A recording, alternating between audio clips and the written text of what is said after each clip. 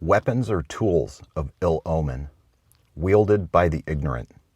If their use is unavoidable, the wise act with restraint. The greatest sorrow is to be a veteran, witness to the atrocities of humanity. Welcome to another episode of the All Around Growth Podcast. This is episode number 144 of a show that is intended to give you some insight and tools to creating the life and homestead of your dreams. My name is Rob Kaiser and I am your host. Today is Monday, June 28th, 2021. It is the 179th day of the year, and as we head down the driveway, we will continue reading from 365 Tao by Deng Ming Dao. If you hold a real weapon in your hand, you will feel its character strongly. It begs to be used. It is fearsome.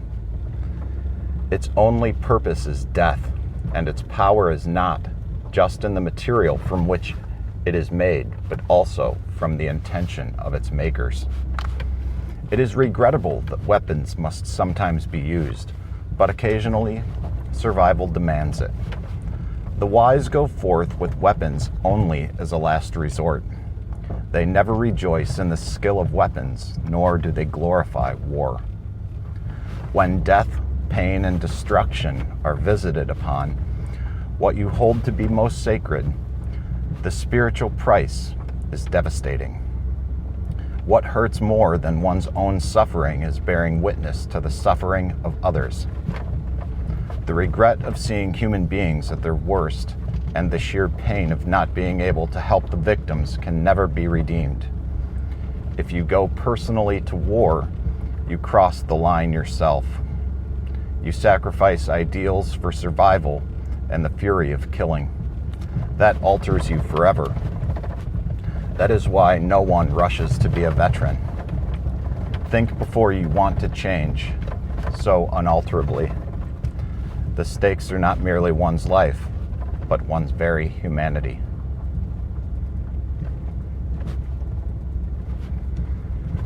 So today we read about war.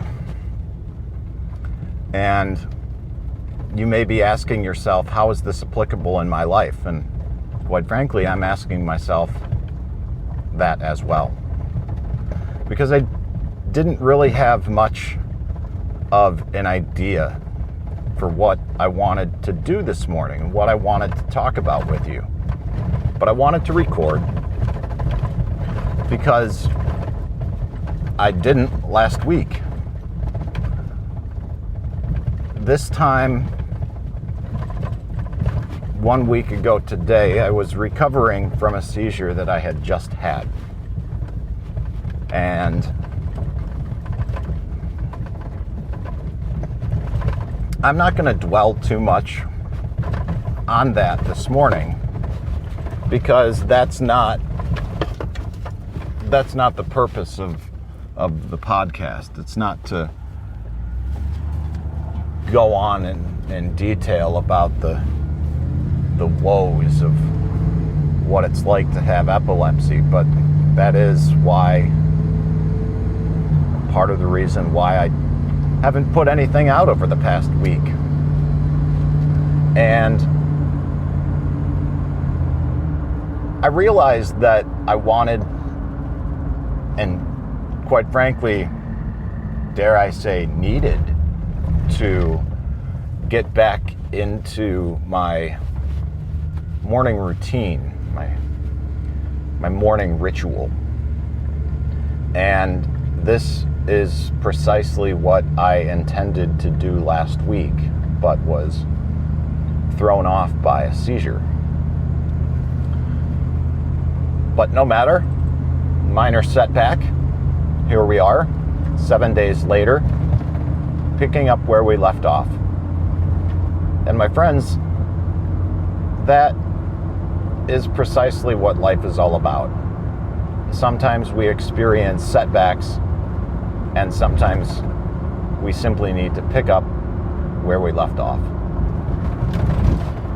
And this morning, after a workout and a cold shower, and implementing many of the same things and the same patterns that I had done earlier this year, which allowed me to get off to a good start this year, I began the morning and subsequently the week off on the right foot. I did not take time, like I had done, to sit down and formally prepare some show notes. But luckily, I've got some resources like 365 Tao, a book that's been in my possession for probably close to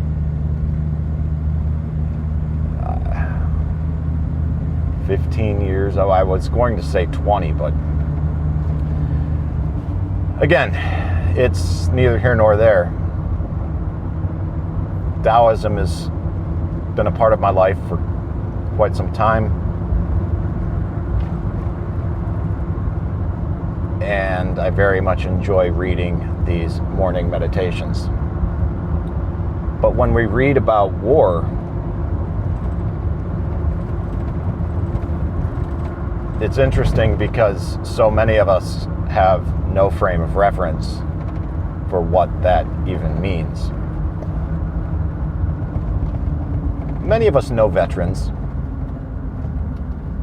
Many of us have fathers or grandfathers that were in wars.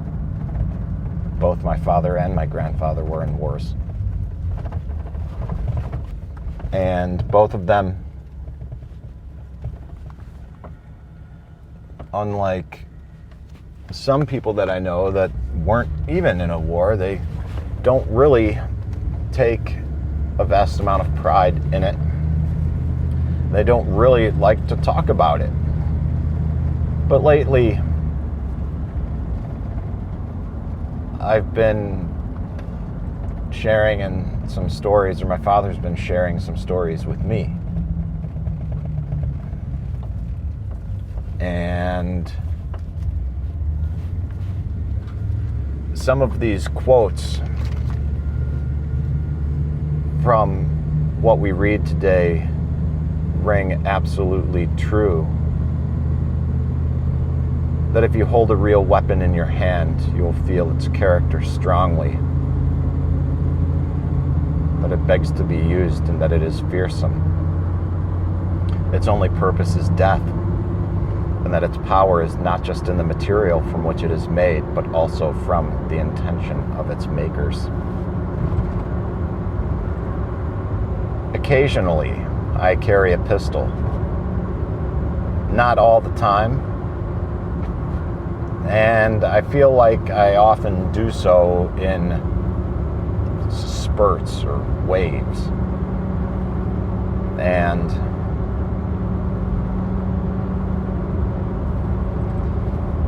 when I was actually having a conversation very similar to this with my mom yesterday, as we sat out on the porch talking, and she was expressing some interest in getting her concealed carry permit and learning how to handle a firearm safely and effectively. And we got to talking briefly that when you raise the barrel and point the weapon at someone, you must be prepared to kill your target or whatever is beyond your target if you're willing to pull the trigger. And that is a tremendous responsibility.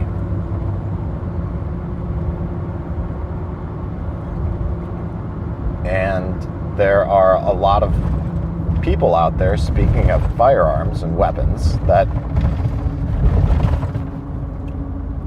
are very strong proponents of their right to keep and bear arms, very strong proponents of their Second Amendment rights. And I respect that. I own firearms.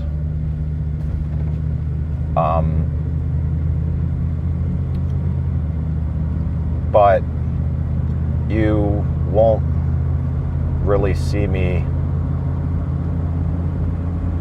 attending open carry protests with a lot of these people that do so and make a point to be that vocal about it. I have no desire to put a proverbial target on my back by communicating loudly that which I stand for. There's a time and a place for everything, but professional activism in that sense is something that I quite frankly haven't found the time or the place to make for that in my life.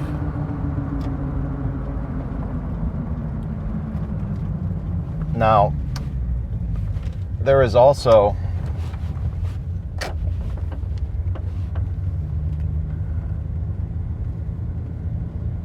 talk of the sacrifice and sacrificing ideals for survival in the fury of killing, and how that alters us.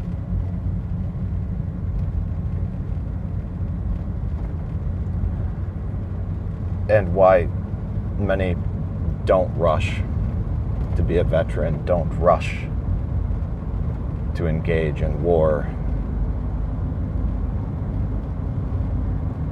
It alters our life, alters our very humanity. And I think the way in which we think about these things as well, even if we never participate in anything resembling an act of war, the way in which we approach a battle which could simply be representative of the challenges that we face on a day-to-day life, in our day-to-day life. The way in which we approach those challenges, our own personal battles, our own personal war.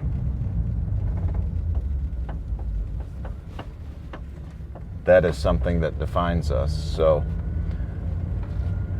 we may not necessarily have to experience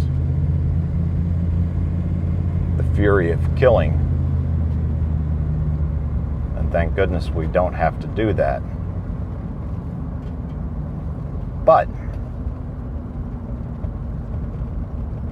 that mindset can and should translate with what and how we approach everything in this life. So anyways, my friends, that's about it for today's show. If you like what you hear, then I would encourage you to check out the show notes. There you will find links to all past episodes. You will find links to the Telegram group, which is the small, vibrant, and growing community involving members of the audience where we talk about the show notes, the show itself, anything and everything, including but not limited to all-around growth. If you are an Apple Podcasts, iTunes listener, there's a link there for you where you can click here to rate and review the podcast. there that will take you to Apple Podcasts or iTunes. And if you feel so inclined, give it a rating, give it a written review there. It helps the algorithms out. It helps the show grow. And that is what we are all about. Growth. Anyways, I sincerely appreciate your time. I appreciate you listening. And I look forward to connecting with you on the group. And I look forward to checking in with you on the next show as well. I hope you have a great day. Thanks again for listening and taking time out of your day to spend it with me. This is Rob Kaiser, and thank you. Have a great day and a great week, everyone. Take care. Bye-bye.